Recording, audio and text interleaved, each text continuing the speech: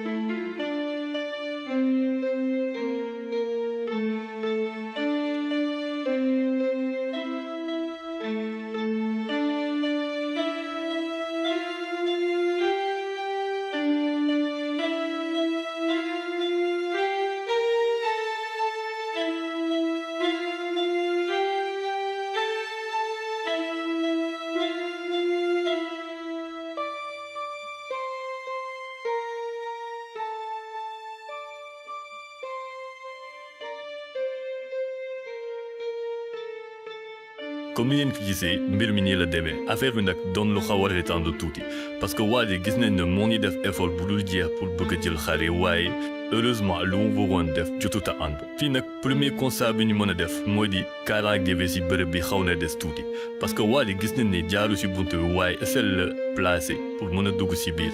pour jéem a jël xar yi mais cependant configuration wu endroit bi tax na loolu mënta nekk.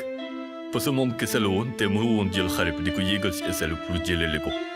fii nii mesure bu ñu mën a def mu di def ay barbelés électriques ci kaw pour que képp koo xamante ne dafa bëgg a jéggi miir